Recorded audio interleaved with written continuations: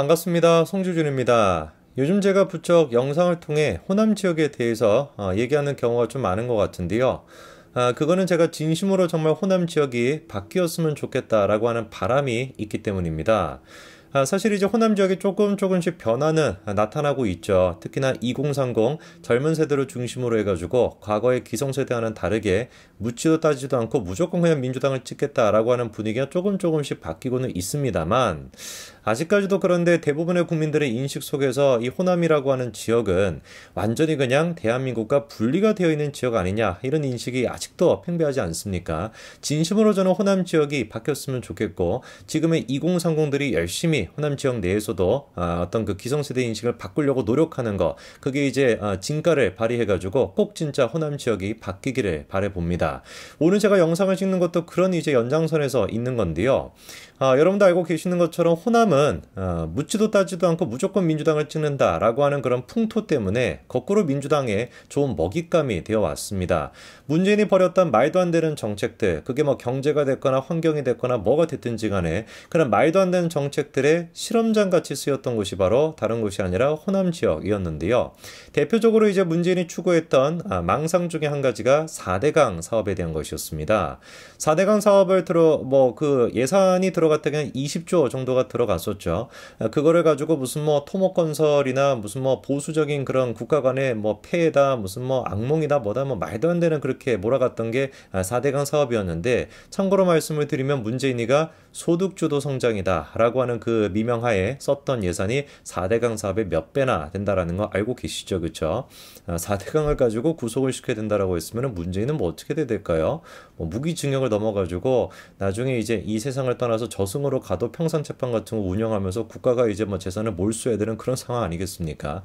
뭐 어쨌거나 4대강에 대해서 문재인이가 적폐라고 몰았던 근거는 크게 두 가지 정도가 있었는데요. 하나가 이제 환경적인 게 있었고, 두 번째 같은 경우는 이제 치수와 관련된 문제가 있었습니다. 여전히 환경단체라고 하는 곳에서는 이런 얘기를 반복하고 있습니다. 4대강으로 인해 가지고 녹조가 발생했다, 뭐 그걸로부터 독소가 나와가지고 심지어는 우리의 식탁까지도 위험하다, 뭐 이런 얘기인데요. 결론은 뭐 항상 이렇게 끝납니다. 그래서 이제 환경운동연합을 하고 있는 우리를 위해서 돈을 내달라, 뭐 이런 식으로 끝나게 되는 것이죠.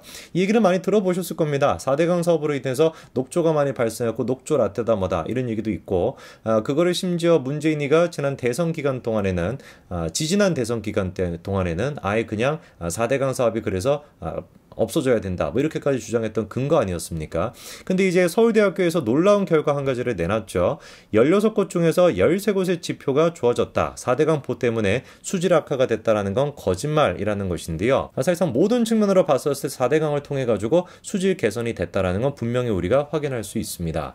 그리고 이제 문재인이가 4대강을 적폐로 몰았던 두 번째 요소가 수치 능력이 없다, 치수 능력이 없다라는 거죠. 그러니까 물을 이렇게 뭔가 조절할 수 있는 능력이 부족하다라는 것인데, 그것도 명백한 거짓말이라는 게 이번에 호남 지역을 통해 가지고 우리가 확인할 수가 있었습니다. 지금 이제 집중호우가 시작이 됐었을 때 호남 지역이 글자 그대로 난리가 났는데, 근데 이거 제가 일전에 말씀을 드렸었는데 불과 몇 달 전에 광주가 어땠습니까? 지금은 이제 집중호우가 시작됐다라고 했었을 때 서울이나 경기권 같은 경우는 큰 피해라고 얘기할 것도 없고 그냥 뭐 비가 좀 오네 이 정도밖에 안 되는데, 호남 같은 경우는 저렇게 지금 막 범람이 돼가지고 난리가 나 있는 상태인데, 불과 몇 개월 전까지만 하더라도 광주가 어떤 모습이었어요? 이런 모습 아니었습니까? 물이 그냥 다 말라버리고 가뭄으로 인해 가지고 피해가 극심하다. 이 가뭄 같은 경우도 수십 년 만에 처음 찾아왔던 가뭄이다, 뭐 이런 얘기가 나오지 않았습니까? 사상 처음으로 사수에다가 비상용량까지도 사용해야 되는 거 아니냐, 뭐 이런 얘기가 나왔습니다. 그게 뭐 그럴 것이 50년 만에 가뭄이 찾아왔다라 그래가지고, 사수라고 하는 건 글자 그대로 죽은 물이거든요. 쓸 수 없는 물입니다. 일상생활을 할 때 뭐 지금 뭐 후쿠시마 처리수 가지고 생 난리를 치고 있습니다만, 후쿠시마 처리수보다도 어떻게 보면은 사용할 수가 없는 그런 이제 물을 갖다가 사수라고 하는 것인데, 그 사수까지도 끌어와 가지고 써야 된다라는 얘기가 있었고,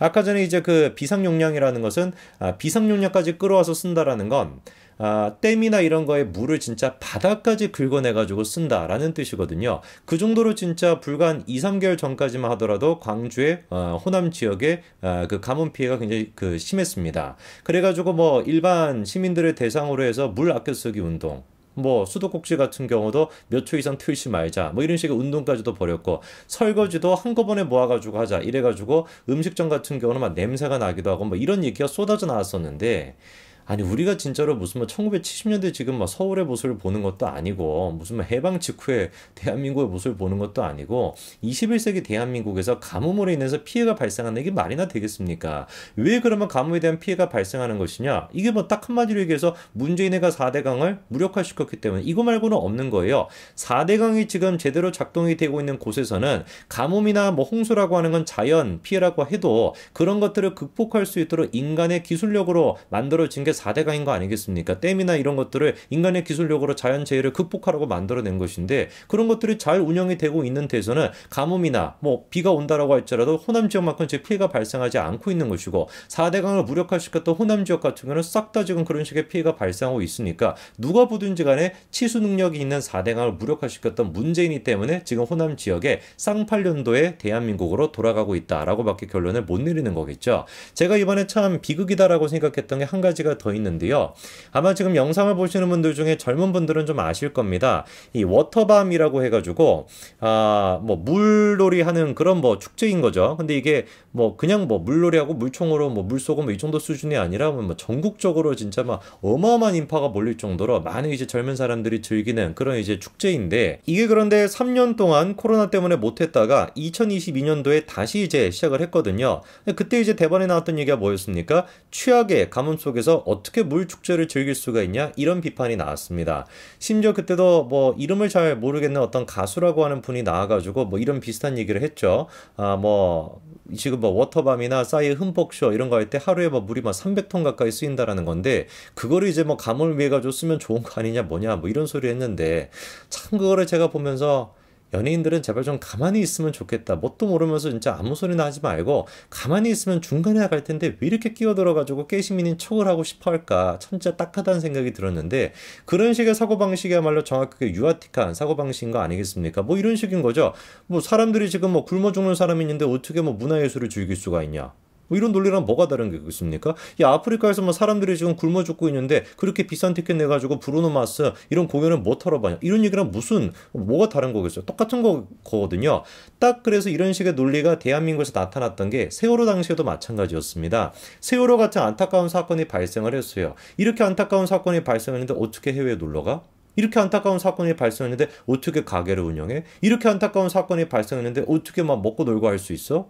이해가 안 되는 이렇게 뭐 원시적인 국가가 어디 있겠습니까? 지금부터 10년 전에도 대한민국에서 그런 모습이 나타났던 것이고 10년이 지난 대한민국에서 똑같은 지금 모습이 나타나고 있는 거예요. 워터밤을 한다라고 하는 게 예를 들어서 저수지에 있는 물을 끌어와가지고 사람들을 위해 가지고 주민들을 위해 가지고 써야 되는 물을 끌어와가지고 쓰면은 비판할 수 있겠습니다만 정당한 값을 지불하고 그 용도로서 자기들이 쓰겠다고 돈을 지불하고 물을 쓰는 것인데 그거에 대해서 누가 도대체 뭐라고 할 수가 있겠습니까?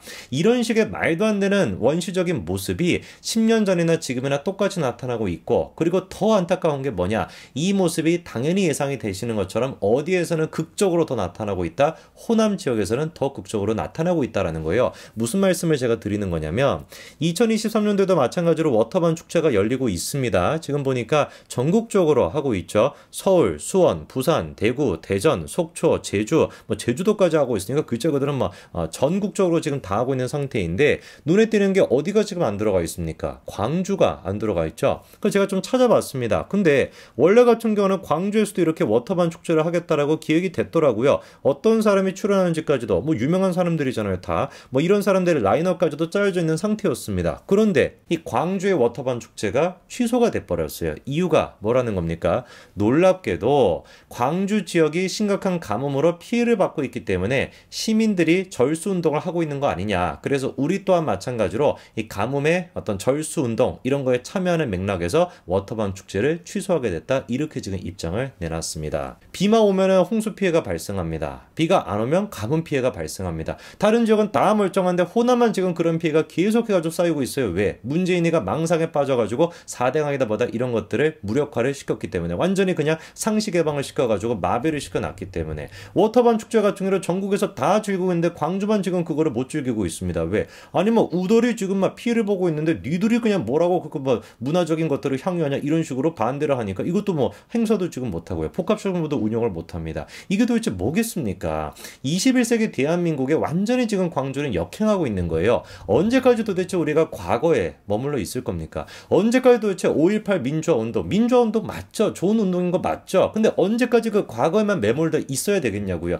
미래로 우리가 나가야 되는 거 아니겠습니까? 온 지금 나라는 미래로 나가고 있고 현재 이 순간을 즐기고 있는데 광주만 과거에 머물러가지고 흥선대원군이 지금 막 빙의해가지고 우덜 것이 좋은 것이지 우리가 하나씩 이러고 있어가지고 언제까지 이거를 우리가 방치를 해야 되겠습니까? 더 이상 광주 주민들이 민주당에 좌지우지 돼서는 안 됩니다. 묻지도 따지지도 않고 무조건 민주당을 찍겠다라고 하는 그 풍토가 바뀌지 않는 이상 광주의 미래는 없을 겁니다. 영원히 과거에만 5.18 그때 당시에만 머무르게 될 겁니다. 그거는 광주 주민분들이 오히려 발 뻗고 나서가지고 반대해야 되는 내용이겠죠. 여기까지 말씀드리겠습니다. 감사합니다.